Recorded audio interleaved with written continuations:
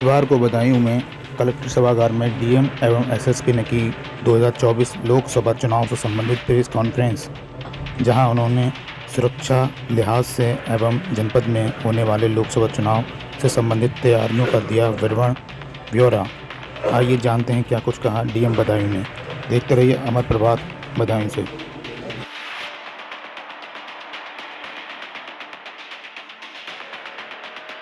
दान कर दिया है। बदायूं में क्या व्यवस्थाएं हैं और क्या दिशा निर्देश आपकी तरफ से दिए गए?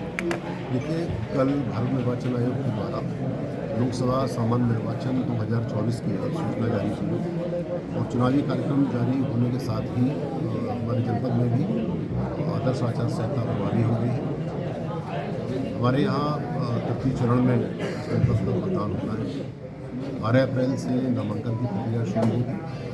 7 मई को यहाँ की मतदान की तिथि नियत हुई है और 4 जून को सभी स्थानों के साथ में मतदान संपन्न होगा। इसके पश्चात सभी राजनीतिक दलों के साथ में हमारी बैठक हो चुकी है। हमने उनसे भी आदर्श आचार संहिता का सम्मान करते हुए जो उसके प्राविधान है उनको अक्षर सा पालन कराने की अपील की। उन्होंने आश्वस्त किया है कि आदर्श आचार संहिता के अनुपालन में वो पूरा ध्यान रखेंगे और किसी भी प्रकार से उसका उल्लंघन नहीं करेंगे। इसके अलावा माननीय आयोग के निर्देशों के क्रम में विभिन्न टीमों की हम लोगों ने ट्रेनिंग कर दी थी पहले से ही। आदर्श आचार संहिता के प्रभावी होने के साथ ही हमारे crime squad video surveillance team क्षेत्र में एक्टिवेट हो गई है। आदर्श आचार संहिता के पालन के लिए इन टीमों को मौके पर जाकर प्रचार सामग्री को हटाने का काम करना था। प्रथम चरण में जो 24 घंटे में शासकीय भवनों से, उसके बाद जितनी पब्लिक प्रॉपर्टी है 48 घंटे में और 72 घंटे में निजी संपत्तियों से उसको विरूपण को और प्रचार सामग्री को हटाने का कार्य आरम्भ कर दिया गया है। कल रात भर इस काम को उन्होंने संचालित कराया।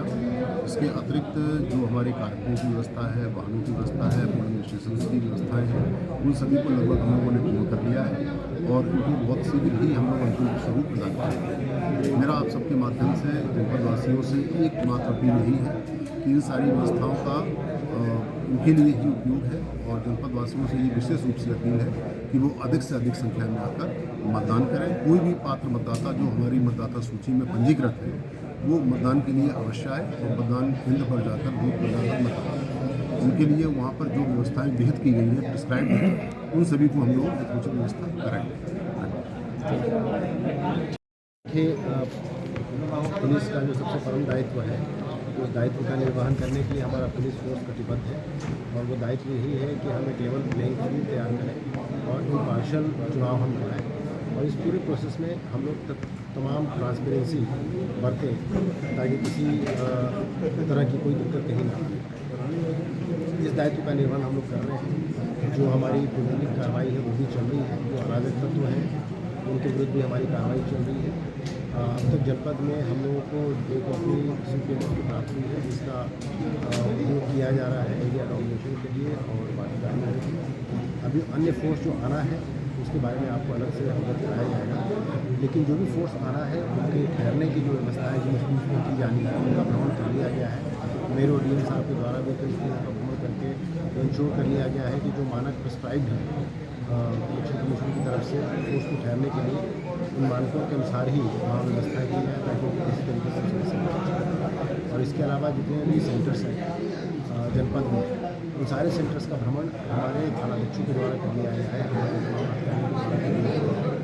मेरे और डीएम के साथ द्वारा भी लगातार भ्रमण करके उन सेंटर्स को देखा जा रहा है, वहाँ क्या समस्या है, फैसिलिटीज़ की समस्या तो नहीं है, अप्रोचेबिलिटी की कोई समस्या तो नहीं है, यदि कहीं कोई समस्या आ रही है तो सारी तैयारियाँ इस बात की जा रही है कि चुनाव को बहुत ही शांतिपूर्ण ढंग से निष्पक्ष तरीके से ट्रांसपेरेंट तरीके से संपन्न करें।